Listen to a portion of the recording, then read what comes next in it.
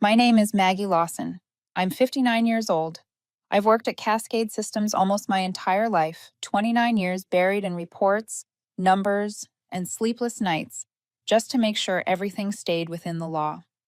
That Friday morning, Portland was damp and cold as always, with a light rain tapping against the window. The air in the office felt heavier than usual. People whispered. The sound of typing slowed. Then Lena, the young employee I'd mentored since her first day, walked up to my desk. Maggie, I heard Mr. Denvers wants to see you this afternoon. It's not something bad, right? I looked up and tried to smile. If it is, at least it's right on time. She frowned, not understanding, and I turned back to my screen, pretending to be busy, hiding the unease crawling up my chest. All morning, I tried to stay focused, but every minute dragged like lead. I knew the call would come sooner or later. 3 months ago, when I refused to sign off on an emissions report with mismatched numbers, Mark Denvers had given me a look as cold as the rain outside. Don't make this harder than it has to be, Maggie. Everyone here knows where the line of cooperation lies. That sentence had echoed in my head ever since. At exactly 3 o'clock, the phone on my desk rang. The secretary's voice was dry. Mr. Denvers would like to see you, now. I stood, straightened my jacket. Lena watched me with worried eyes. Are you going to be okay? Of course, I said. I've survived nearly 30 years in internal audit. One meeting isn't going to kill me. But inside, a chill wind was moving. The executive floor was on the 16th. Thick carpet, polished wood walls. When I stepped into his office, Mark Denvers was leaning back in his leather chair, staring through the rain-blurred glass. He was only 40, confident, the kind of man who'd grown used to power. Have a seat, Maggie, he said, voice calm, almost polite. I sat across from him. On the desk was a beige folder with my name on it. You know, Mark began, Cascade is restructuring. The board's decided to cut a few positions. Unfortunately, your department is affected. I said nothing. He waited, maybe hoping I'd beg. Effective immediately, he added. I'm very sorry. So I'm being terminated 4 days before my full pension kicks in? I asked slowly. Yes. Pure coincidence, he said without blinking. I looked at the folder. Inside were probably termination papers and likely a non-disclosure agreement. I'd seen too many of those back when I handled compliance. Coincidence was rarely coincidence. Thank you for being direct, I said. I'll sign the file. That seemed to surprise him. Maybe he'd expected tears, pleading, anger. I gave him none of it. I stood, adjusted my skirt, and shook his hand. His palm was warm and soft, but colder than the rain outside. On my way down, familiar faces turned away. No one wanted to meet my eyes, as if my misfortune might be contagious. I didn't blame them. Survival makes cowards of good people. I packed my things in silence. A small plant Lena had given me, a photo of Tom, my husband, who'd passed 8 years ago, and a framed award for 25 years of service. That was all. The things that truly mattered couldn't fit in a cardboard box. Lena stood nearby, eyes red. I'm so sorry, Maggie. You don't deserve this. I touched her shoulder. Lena, just keep doing your job. But remember this, if you ever see something wrong, don't stay quiet. When I stepped outside, the rain had grown heavier. I pulled my coat over the box to shield it. Steam fogged my glasses. I stopped at the steps and looked back at the building that had held nearly 3 decades of my life. Cold wind swept through. I took a deep breath and turned away. There were no tears, only a single, clear thought. They had planned this carefully, but they'd forgotten one thing. I had plans of my own. As I walked down the steps, rain soaking my shoulders, I whispered under my breath, all right then. If this is how they choose to end it, I'll show them what an ending really looks like. I walked away into Portland's needle-cold rain. Droplets hit the box in rhythm with my heartbeat. The street stretched long and quiet ahead. I didn't know what waited for me, but I knew one thing for certain. This wasn't the end.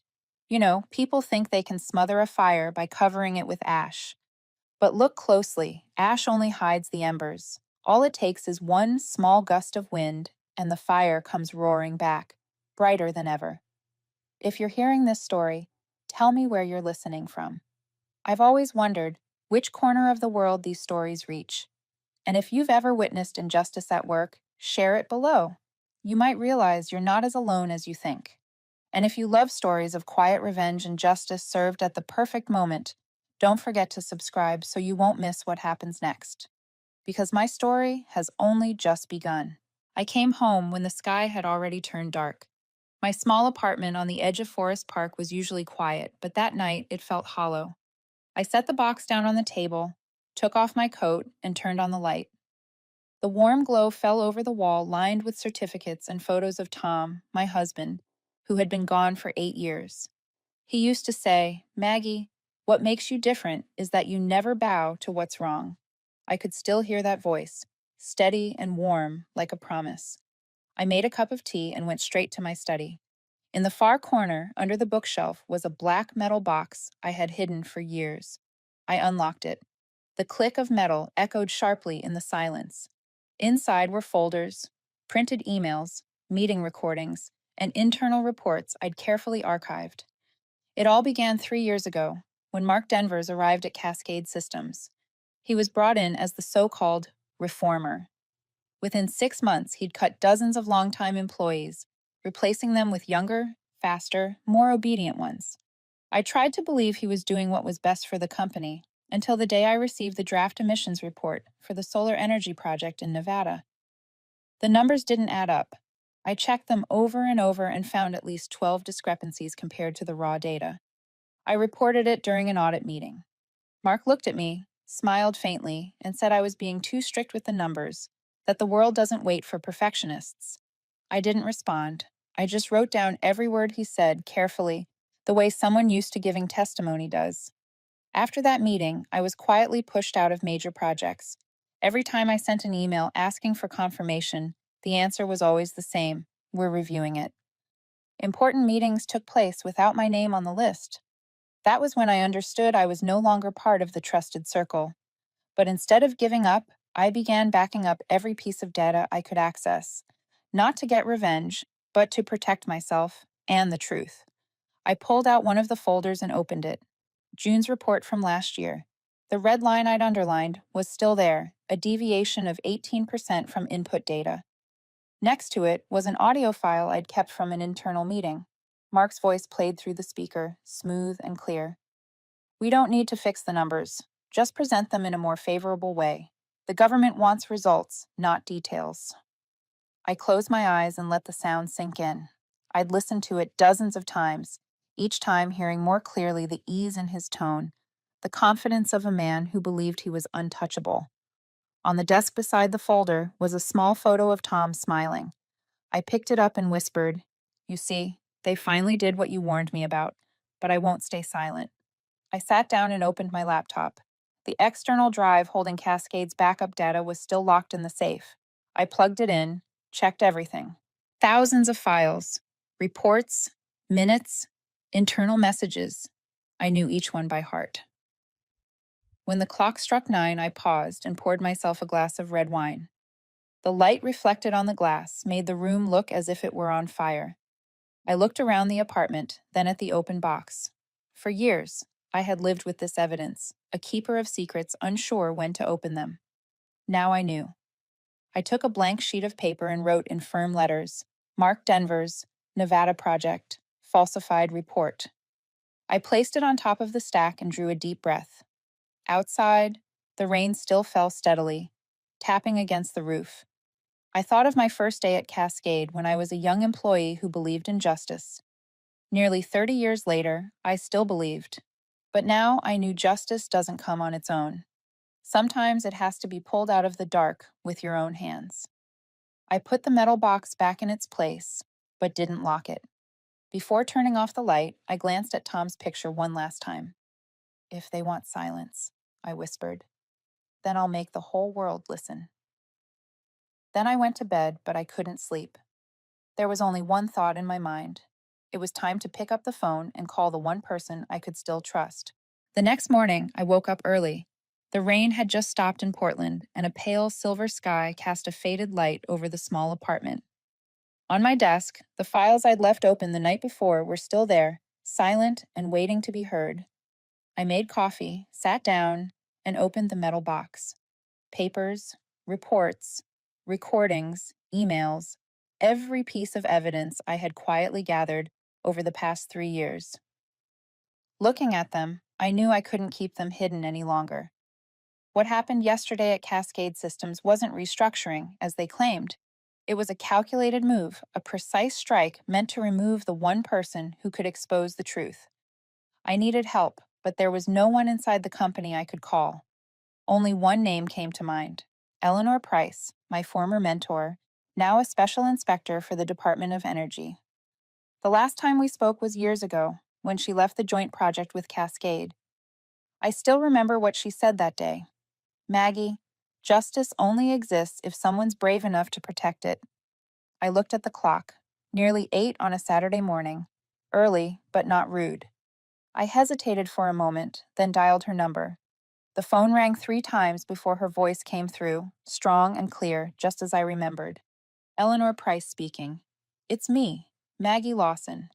I don't know if you still remember me. Maggie? She sounded surprised, then warm. Of course I remember. You were the one who pointed out the flaw in my audit model.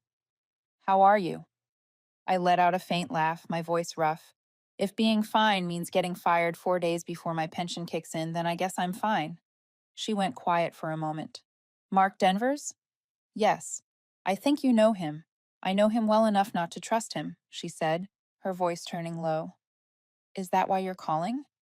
I'm calling because I have proof, not just about my termination, but about what he's done to the company. Falsified reports, fake emissions data, deceiving the government to win contracts. I have everything. The other end of the line went silent. Then Eleanor spoke slowly. Maggie, if what you're saying is true, this isn't an internal matter anymore. It's federal. Are you sure? I've spent nearly 30 years in internal control, Eleanor. I'm not talking about suspicions. I'm talking about evidence. She exhaled audibly. You know what this means, right? Once you step forward, they'll retaliate. They'll smear you, threaten you. Are you ready for that? I looked at the pile of documents in front of me. I've already lost my job, my reputation. There's nothing left to lose. But I can still reclaim justice. All right, she said firmly. Meet me Monday morning at 9, Department of Energy, Portland Branch. Bring every original document. And Maggie, yes, stay silent until then. Don't tell anyone, not even those you trust. I understand. When I hung up, I sat still, listening to the clock tick. For the first time in years, my mind felt clear. I knew I had just crossed a line I could never step back from, but I didn't regret it. I spent the rest of the morning preparing. I organized the files by date, highlighted key points, and printed backup copies. When everything was ready, I packed them into a locked case. On the desk, only Tom's photo remained. I brushed my fingers across the glass. You were right, I whispered. The truth doesn't need protection, only someone brave enough to speak it. That afternoon, I went out to buy some groceries. On my way back, I caught my reflection in the glass door, a woman with tired eyes, but a steady gaze. I was no longer the victim. I was the keeper of the truth. That evening, I called my daughter. Elizabeth lived in Seattle, always busy with her medical work. I didn't tell her about the firing, just said I was thinking about retiring early. You should, Mom, she said softly. I'll visit soon. All right, I'll be waiting. After the call, I turned off the phone and sat quietly for a long time. I knew I couldn't drag Elizabeth into this. She deserved a world untouched by the deceit of adults. That night, Portland rained again. I sat by the window, watching the drops trace long lines down the glass. In my mind was Mark Denvers's face, that cold smile, and the arrogance in his eyes. I could picture him now, sitting in his 16th floor office, sipping whiskey, ordering his PR team to rewrite the story, saying I'd retired voluntarily, that everything at Cascade was fine. He always knew how to rewrite the truth. I smiled faintly. He could control the narrative, but not the data. And the data belonged to me. Sunday morning, I woke early to rare, clear skies. I made coffee and watched the light filter through the window. Everything felt calm, like the stillness before a storm. I opened the briefcase and checked the documents one last time. Everything was intact. I knew that on Monday morning, when I walked through the glass doors of the Department of Energy, it wouldn't just be a meeting. It would be the beginning of a war I never wanted, but one I had to fight. I took my last sip of coffee, put on my coat, and told myself, "Don't you dare tremble, Maggie. You've been silent long enough." Outside, the Portland sky was pale and cold, but I felt brighter than I had in years. 4 days ago, I was just another discarded employee. Now, I was about to become the woman who would make an empire face the truth. Monday morning, I drove to the U.S. Department of Energy building in Portland. The streets were still slick from the night's rain. The sky hung low and gray, clouds drifting like they were ready to break again. I drove slowly, steadily, gripping the wheel as if it were the only thing I still had control over. At the gate, the guard checked my papers, then waved me through.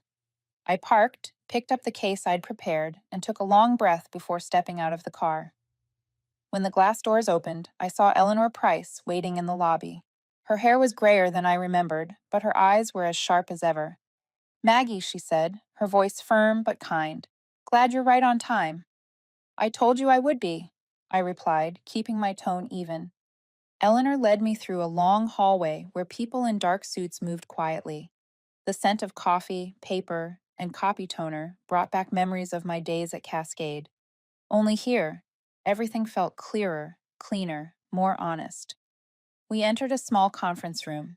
3 people were waiting: a middle-aged man who introduced himself as James Wright, a financial investigator, and a young woman named Laura Hahn, a legal analyst.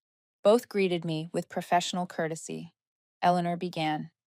"Maggie Lawson, former head of internal control at Cascade Systems, reached out to me regarding evidence of potential fraud in federal reports." I nodded and placed the case on the table. "Everything is in here: originals, copies, and recordings of internal meetings. I've organized them chronologically." James opened the case carefully, pulling out the first file. As he flipped through the pages, the room grew heavy. The only sounds were paper rustling and pens moving across notepads. "I've worked at Cascade for nearly 30 years, I said slowly, but firmly. In that time, I've seen plenty of change, yet nothing as troubling as what began when Mark Denvers arrived. Within 6 months, he restructured the entire financial and audit divisions. Reports started showing inconsistencies. When I asked questions, I was excluded from meetings. When I filed official reports, they were returned with a note: "Don't complicate the process." Laura looked up. "Do you have proof that they intentionally falsified data?" I pointed to a separate folder. There. The Nevada Solar Project. The emissions data were altered to meet environmental standards, even though the real numbers were 18% higher. I also kept the recording from the meeting where Mark told the engineering team to make the figures look reasonable. James turned on the small recorder and played the audio. Mark's voice filled the room, smooth and careless. "No one needs to know the real numbers. The government wants a pretty report. Let's give them what they want to see." Silence followed. Eleanor folded her arms, her gaze steady. "Did you send these reports to the board?" "All of them," I said. No response. A month later, my audit access was revoked. 6 months after that, I was terminated. James looked up. "Before you were dismissed, were there any warnings?" I received an email from legal saying I was overstepping my authority. Around that same time, Mark released the quarterly financial report showing profits up more than 30%. I knew it was fake. I'd seen the real figures. Eleanor nodded slowly. "You understand, Maggie. What you're providing could trigger a federal investigation. It'll take time to verify." "I'm not asking for speed," I said. "I'm asking for the truth." James gathered the files, his tone firm. "We'll protect your identity, but once this file is opened, there's no way back. I crossed that line already." The meeting lasted nearly 2 hours. They asked dozens of questions, from how I gathered the data to the exact moments the reports were altered. I answered everyone, leaving nothing out. When it was over, Eleanor placed a hand on my shoulder. "You just did something most people wouldn't dare," she said. "But be ready, Maggie. When power feels threatened, it fights back." I nodded. I know. Silence is its own kind of crime. I left the building under a light drizzle. The wind swept through my hair, cold, but strangely comforting. I felt lighter, knowing the truth was no longer locked inside a metal box, but that feeling didn't last. By the time I got home, my phone wouldn't stop ringing. The first call came from an unknown number. I didn't answer. The second was from a local newspaper. When I picked up, a reporter's voice rushed through the line. Mrs. Lawson, sources say you were recently terminated from Cascade Systems for an ethics violation. Would you like to comment? I froze. An ethics violation? Yes, he said. According to the company's press release this morning, you were found sharing internal data without authorization. They claim you were trying to destabilize the organization. I hung up and sat down hard. My heart pounded. A press release? They'd move faster than I expected. Moments later, a new email appeared on my screen. The headline read, Cascade Systems confirms termination of head of internal control for breach of confidentiality policy. The statement was polished and sterile. The company appreciates Mrs. Lawson's past contributions, but cannot tolerate any action that compromises internal data security. I leaned back and stared at the ceiling. The war had begun, and I knew the other side wouldn't hesitate to protect its power. I turned off my phone and poured a glass of water. In the silence of the apartment, I could hear the rain growing heavier. I closed my eyes, hearing Eleanor's words from that morning, when the powerful are afraid, they strike first. And I knew then the storm had only just begun. I didn't sleep at all that night. The rain tapped steadily against the window, like a clock counting down to something inevitable. I knew Cascade wouldn't stop at the press release. They didn't just want to protect their image, they wanted to destroy me. After nearly 30 years inside corporate walls, I knew exactly how companies handled personnel problems. They didn't argue, they erased you. And once your reputation collapsed, the truth no longer mattered. By morning, I woke tired and heavy. My personal inbox was flooded. A few former colleagues sent short messages, what happened, while others stayed silent, reading but never replying. On social media, I saw the headlines spreading. The woman fired for breaching confidentiality. Some called me a traitor, others a victim of office politics. I stopped reading. The more I saw, the clearer it became that I was being pushed out of the world I'd once belonged to. By noon, the phone rang again. A deep male voice came through. Mrs. Lawson, this is Agent Reeves with the FBI. We need to speak with you regarding a data leak at Cascade Systems. I froze. A data leak? That's right. The company has filed a complaint. We just need to verify a few details. Can we count on your cooperation? I agreed, though my pulse hammered in my ears. I knew exactly whose move this was, Mark Denver's. He wasn't content with tarnishing my name. He wanted to drag me into a criminal investigation. The meeting took place at the FBI field office downtown. Two agents, Reeves and Miller, questioned me in a small room under harsh white lights. They asked about the files I took when leaving Cascade. I told them I only kept copies of records already submitted internally. Reeves wrote notes, his expression unreadable, but not hostile. Can you prove those files weren't altered? I can. The originals are still stored in Cascade's internal archive. I can show you where, I said. They exchanged glances, then nodded. We'll confirm that. Thank you, Mrs. Lawson. When I walked out, I knew I'd stepped into deep water. This wasn't just an investigation, it was psychological warfare. I was no longer the one in control. That afternoon, Eleanor called. I just heard about the FBI meeting, she said. Don't panic, Maggie. They're following the procedure. I've spoken with the lead investigator. They know you're cooperating with us. I just worry they'll believe Cascade first, I admitted. Trust me, the truth carries its own weight. But be careful. I've heard Denver's is using its political connections to block the inquiry. I went silent. The word politics made my stomach tighten. In big fraud cases, it's rarely the evidence that decides the outcome, it's the people behind it. That night, I turned on the television. The evening news showed Mark Denver's in an interview, speaking in that calm, rehearsed voice, his face composed like a man enduring unfair scrutiny. We regret having to terminate Mrs. Lawson, he said into the camera. But it was necessary. Our company has always complied with every federal regulation. Personally, I believe this is all a misunderstanding, and I trust the authorities will clarify it soon. The reporter asked, Are you concerned her allegations might damage Cascade's reputation? Mark smiled. Cascade Systems has nothing to hide, and for those who wish to harm our reputation, I only hope they find peace within themselves. I switched off the TV and sat motionless. The precision in his words sent a chill through me. He hadn't denied anything, hadn't attacked me directly, just planted the image of a bitter woman lashing out after losing her job. The next morning, I received an anonymous email. Be careful, they're watching you. 8 words. No signature. I didn't know if it was a real warning or a threat, but I started locking the doors twice, keeping the curtains closed, and checking the street before stepping outside. That evening, another email arrived, from a familiar address. Lena, the young woman who used to work under me. Maggie, I heard what happened. I don't believe what they're saying. I still have a copy of the data from the old internal server, the part Mark ordered deleted. I haven't told anyone, but if you need it, I can send it. I read her message again and again, my hands trembling. Part of me wanted to tell her to stay away, but another part knew this might be the only chance left. I replied, meet me tomorrow at the cafe near the old office. Bring the drive and tell no one. Be careful, Lena. The next morning, I arrived early.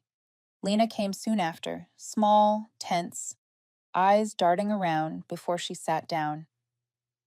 Are we doing the right thing? She asked. There's no right or wrong, only truth and lies, I said. She handed me a small flash drive wrapped in a paper bag. I copied the entire Nevada project folder, she whispered. Emails, internal messages, everything. There are texts from Mark telling the engineering team to change the figures. I took it, nodded. Thank you. I promise I'll protect you. After she left, I sat there for a long time, feeling both relief and dread. Everything I needed might be inside that tiny drive, but I also knew it made me a target. Back home, I turned on my laptop, copied the files to an external hard drive, and locked it in the safe. When the screen filled with hundreds of emails, reports, and alteration logs, I realized this was the key, the crack in Cascade's perfect facade. I called Eleanor. I have something you need to see. Original data, proof of every change. She paused, then said, bring it to me tomorrow morning.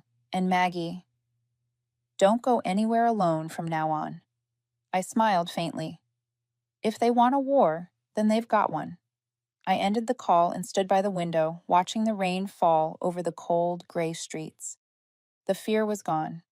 For the first time in years, I felt certain I was doing the right thing. And I knew from this moment on, every road ahead led toward the truth, even if it meant walking straight through the storm. I didn't sleep that night.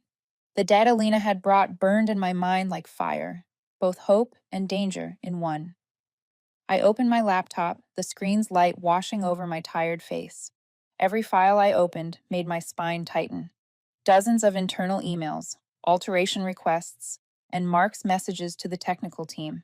One line repeated itself over and over. Make the numbers cleaner. The government likes good results, not complications. I copied, renamed, and tagged each file like someone preparing to testify at their own trial. Near dawn, I called Eleanor. Her voice was raspy with sleep but steady. Are you certain, Maggie? If this is authentic data, we'll escalate it to the federal level. I'm certain, I said. This isn't a suspicion anymore. It's proof. 3 hours later, I was at the Department of Energy. Eleanor met me with 2 forensic data specialists. They connected the drive, ran validation. The screen is filled with file names and timestamps. One of them nodded, unaltered. All originals. Eleanor looked at me. If this holds, we're no longer talking about internal misconduct. This is federal fraud, I answered, my voice rough but firm. I only want justice. They worked through the morning. I answered every question, signed every affidavit. When I was done, Eleanor placed a hand on my shoulder. From this point on, your identity will be protected. But be prepared. Cascade will hit back hard. I smiled faintly. I've been ready since the day they fired me. That afternoon, my phone rang. Mark Denver's. I hesitated, then answered. Maggie, he said evenly, we can still work this out. There's nothing left to work out. You think you can beat me? I have lawyers. I have media. I don't need to beat anyone, Mark. I just need to tell the truth. Silence for a few seconds. Then his voice turned sharp. You don't realize you just burned your bridges. He hung up. By evening, social media exploded. Former Cascade employee suspected of leaking confidential data. My picture is everywhere. Every article traced back to the same source. Cascade Systems Communications Office. Eleanor called immediately. Don't respond to the press. They're trying to box you in. Stay quiet. I'm not planning to speak, I said. I'm preparing something they can't deny. Meaning, the server logs. I kept a backup of the old system's access records, log files. If we can recover them, they'll show Mark personally edited the emissions data. Eleanor paused. You still have them? They're encrypted on my personal computer. I'll need help decrypting. Good. I'll send a technical team tonight. That night, my apartment turned into a makeshift operations room. 3 federal investigators worked in silence, the glow of their monitors casting blue light across their faces. I sat nearby, watching lines of code race down the screen. One engineer spoke softly. Found it. Admin log entries. Access from Mark Denvers's account. Same day as the Nevada emissions edit. Eleanor leaned forward, her voice low. Maggie, you just gave us the silver bullet. I exhaled. I just want him to stop lying. They extracted the files, re-encrypted them, and made 3 secure backups. When they finished, it was past 10. Eleanor gathered her notes. Tomorrow morning, we're turning this over to the federal prosecutors. But be careful, he'll try everything to twist this around. I nodded. Let him try. That night, I didn't turn on the lights. I sat by the window, watching the quiet city outside. I knew Mark would strike back. The only question was when. The next morning, the headlines broke. Bold letters across every screen. New evidence suggests Lawson approved falsified report in 2019. My photo sat right beneath it. I sipped my coffee without surprise. I called Eleanor. They forged my signature. We know. Our tech team traced the metadata. It's fake. Your digital signature was copied. They made a serious mistake. I smiled faintly. Mark still doesn't understand. Technology doesn't lie. Let us handle it, she said. The federal prosecutor is filing the case today. Mark Denvers will no longer share the same sentence as the word innocent. As she spoke, I felt a relief I hadn't dared to believe in. After all those years of fear and silence, someone was finally listening. I hung up and looked out the window. Portland was raining again, but the sky looked brighter. I knew the storm wasn't over, but at least I wasn't standing alone in the dark anymore. Mark could control the media, buy off the board, bend the narrative, but he couldn't control the data. And in a world where every number leaves a trace, data is truth. I closed my laptop and leaned back in the chair. For the first time in weeks, my heartbeat slowed, not because it was over, but because I knew the truth had finally begun its journey. They could try to bury it, but this time I was sure of one thing: they wouldn't sleep easily again. I arrived at the Department of Energy earlier than usual the next morning. Portland was unusually sunny that day, and the clear sky brought a strange sense of calm. Eleanor called me before I left home, her tone firm but steady. Today we'll have representatives from the Department of Justice and the federal prosecutors. This is the turning point, Maggie. I carried the recovered data and a few detailed notes. When I entered the conference room, the air felt heavier than usual. On the table were stacks of documents, financial flowcharts, and audit reports. A middle-aged man stood to greet me. I'm Robert Hayes, lead prosecutor for the Cascade Systems case, he said, his voice low and measured, his eyes serious. Mrs. Lawson, thank you for your courage. The evidence you provided is enough to initiate a federal investigation. Today, we just need to verify a few details before filing the case with the court. I nodded, trying to stay composed. Robert signaled to an analyst, who turned on the large display. A map of Cascade's financial network over the past 3 years appeared, red arrows connecting dozens of hidden offshore accounts. Robert pointed to the center of the chart. This is Mark Denvers. Every transaction traces back to accounts he controls. Part of the profits were laundered through shell companies abroad. I stared, feeling the chill run through me. I knew he falsified reports, but I never imagined he'd built an entire shadow system. Eleanor added, We've identified 2 board members involved. They approved fake research and environmental consulting expenses. Robert turned to me. Can you confirm the internal meetings where these decisions were discussed? I flipped open my notebook, finding the marked pages. 3 meetings, May 14th, July 22nd, and November 3rd last year. I recorded 2 of them. You can hear Mark and both board members on the audio. Eleanor handed Robert a small drive. I extracted the copies. Voices, timestamps, everything's there. Excellent, Robert said. This proves it wasn't the act of one man. The session lasted almost 3 hours. I answered every question, signed every confirmation form. When it ended, Robert said, Mrs. Lawson, we'll file the preliminary charges within 3 days. After that, the case becomes public. Eleanor touched my shoulder. It's time, Maggie. Be ready. I nodded faintly, feeling both light and heavy at once. 30 years of silence, and soon the truth would finally be spoken aloud. When I stepped outside, the sun was still bright. As I unlocked my car, I noticed a man across the street raising his phone, snapping a picture of me. When I turned, he got into a car and drove off. I knew immediately. Mark had sent someone to watch me. That night, I couldn't sleep. Every small noise made me flinch. I knew he was cornered, and cornered men were dangerous. The next morning, Eleanor called. Maggie, bad news. Someone broke into Cascade's server last night. They called the police, said the breach came from you. My breath caught. They're framing me? Yes, but don't panic. The access logs clear you. They're just trying to confuse the trail. I inhaled deeply. I expected this. When they're afraid, they'll do anything. Do you want us to arrange a safe house? Eleanor asked. No, I won't be chased out of my own home. If they want to fight, they know where to find me. By afternoon, the national media picked up the story. A breaking news banner flashed across the screen. Department of Justice launches federal investigation into Cascade Systems for financial and environmental fraud. I sat still, watching the anchor continue. The investigation was initiated based on documents provided by former senior employee Maggie Lawson. Hearing my name out loud, I didn't know whether to smile or cry.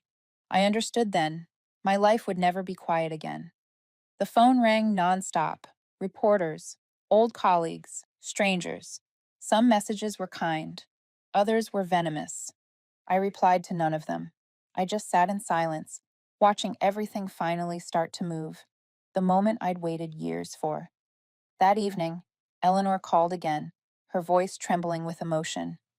Maggie, the court just signed the warrant. Federal agents will raid Cascade's headquarters in the morning. I paused for a few seconds, then let out a small laugh. Mark will never see this coming.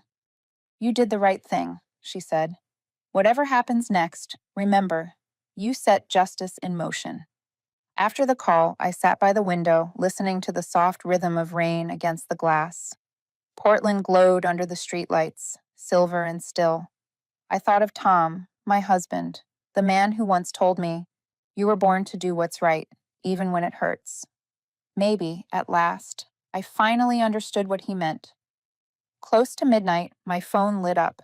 A text from an unknown number. He's leaving the city. If you want this to end, don't let him go. I read the message again and again. No name, no signature, just a warning sharp enough to quicken my pulse.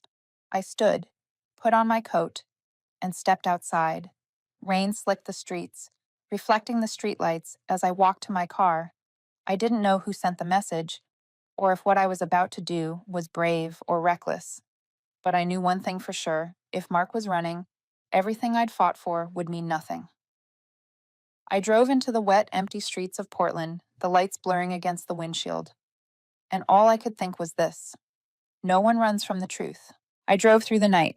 Portland's streets blurred beneath the rain, the message still glowing on my phone beside the steering wheel. He's leaving the city. I didn't know who had sent it, but my instincts told me it wasn't a bluff. The highway heading south was nearly empty. I followed the signs toward the international airport. Rain thickened, the wipers keeping rhythm with my pulse.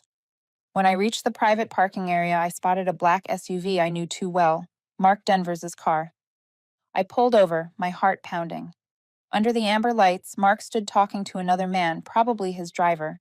He wore a long coat and a cap, his face calm in a way that felt rehearsed. In his hand was a small carry-on, one of those cases meant for documents or cash. I reached for my phone to call Eleanor, but then I stopped. Part of me didn't want this final moment to belong to anyone else. I had stayed silent for 30 years. If this was the last confrontation, I wanted to speak for myself. I stepped out into the rain, crossing the slick pavement. Mark turned when he heard my footsteps. His eyes widened for a split second. Then he smirked. "Maggie Lawson," he said evenly. "You really don't give up, do you?" "I should say the same to you," I replied, my breath clouding in the cold air. "Running away? Another perfect plan?" He shrugged. "Just a business trip. You're not the only one who can talk to the press." "The press?" I gave a faint laugh. "By morning, they'll have plenty to talk about. The warrant's been signed. You won't have a company to run anymore." He went quiet, then stepped closer, stopping a few feet away. "You think you've won, Maggie? You don't understand how this works. You hand them evidence, they open an investigation, and then it all ends in a settlement. You're just a pawn they'll toss aside." "Maybe," I said, lowering my voice. "But unlike you, I didn't sell my soul for a paycheck." His expression hardened. "You have no idea how deep this goes. Dozens of people will fall with me. You think they'll let you walk away?" I looked straight into his eyes. "I'm not looking to walk away. I'm looking for the truth." He gave a thin smile, pulling out his phone. "I can make one call and end this. You'll be labeled a data thief, sued, and blacklisted." "I know," I said calmly. "But this time, you're not the only one with a phone." I lifted mine and pressed the speaker. Eleanor's voice came through, sharp and steady. "Mark Denvers, this is Eleanor Price, with the U.S. Department of Energy. You are being monitored. Federal agents are en route." Mark froze. His eyes darted around, then he took a step back. You set me up?" "No," I said. "You set yourself up. I'm just here to watch you face what you've done." In the silence that followed, the wail of sirens grew louder. Blue and red lights streaked across the wet pavement. Mark shot me one last glare. "You've destroyed everything. You know that, Maggie? They'll never celebrate people. Like you. They'll forget you in a month." "I don't need them to remember," I said quietly. "I just need them not to forget the truth." Two FBI cars pulled up. Agents poured out, ordering him to drop his phone. Mark didn't resist, just stared at me with cold fury as they cuffed his wrists. "You think you've won," he hissed. "But I haven't lost. The system will swallow you, the same way it swallows everyone who believes in justice." I said nothing. As they led him away, I didn't feel triumph or vengeance, only a strange, hollow stillness, as if a long chapter had finally closed. An agent approached. "Thank you, Mrs. Lawson. We'll need your statement in the morning." I nodded. "I'll be there." When they drove off with him, I stayed in the rain. The cold sank into my skin, but I didn't move. I thought of Tom, my husband, who once told me that justice is something people only want when they've lost everything else. Later, I drove home in silence. The phone kept ringing. Reporters, co-workers, Eleanor, but I ignored them all. I only wanted to hear the rain hitting the windshield, that quiet rhythm reminding me I was still alive. The next morning, the news broke everywhere. Cascade Systems CEO Mark Denvers arrested for financial and environmental fraud. The footage showed him being escorted out of the airport, face expressionless, his usual arrogance gone. Eleanor called soon after. "Maggie, he's confessed to the preliminary charges. 3 board members are under investigation. And you," she paused, "you're being recognized as the official whistleblower. The SEC is reviewing your compensation under the Whistleblower Protection Act." I was silent for a moment, then said softly, "I didn't do it for a reward." "I know," she said, "but justice deserves to be acknowledged." That evening, I sat in my small kitchen, brewing tea. The golden light from the lamp touched the walls, and outside, Portland was once again wrapped in rain.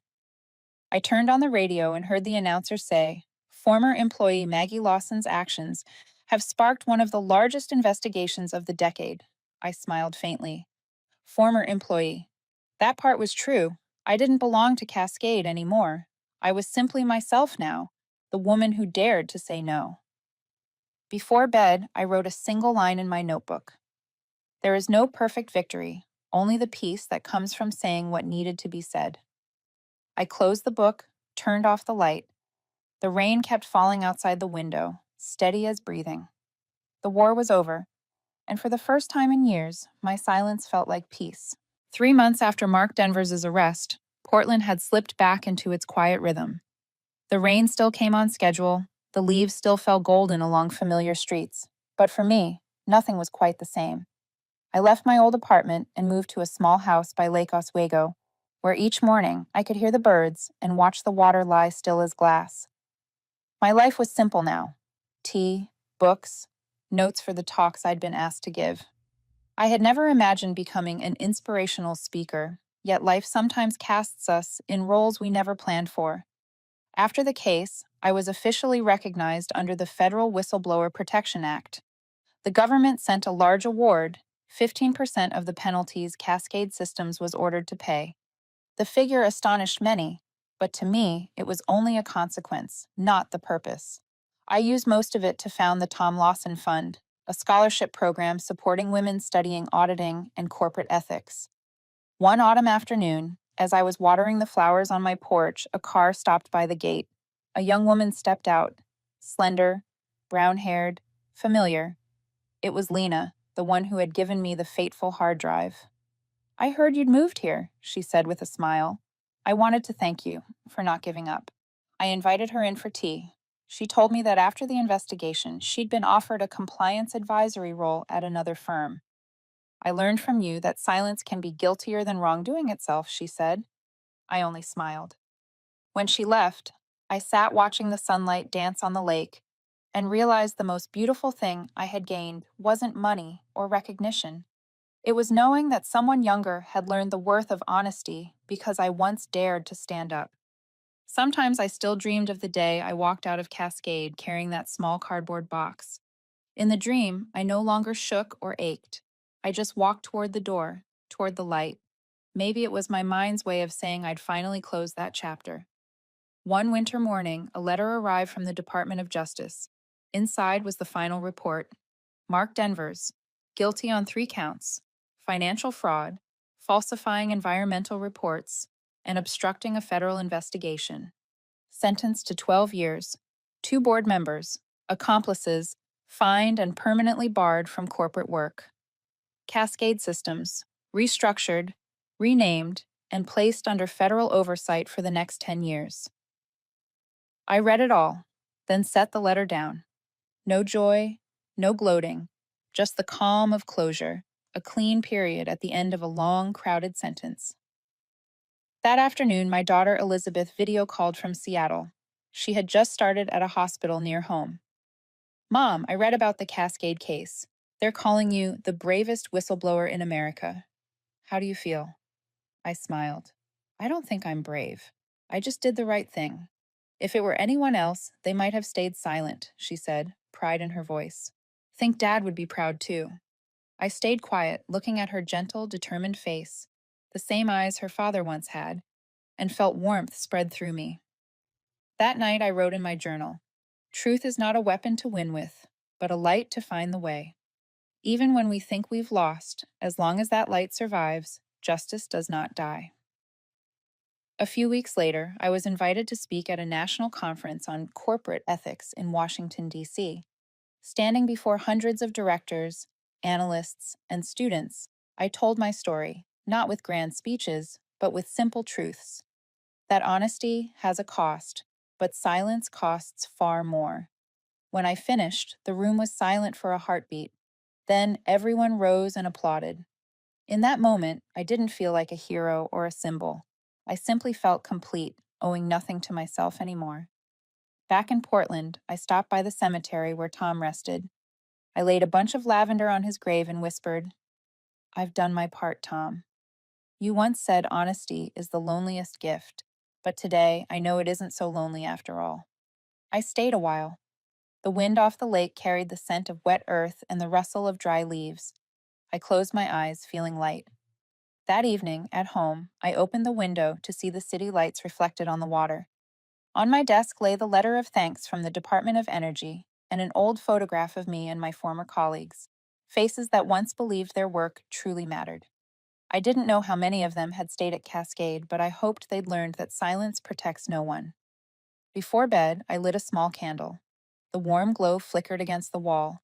I thought of the long road behind me, the sleepless nights, the fear, the bitterness, and felt it all settle into memory. I smiled and whispered to the quiet room, "Justice isn't a luxury. It just needs someone willing to begin." Then I blew out the flame.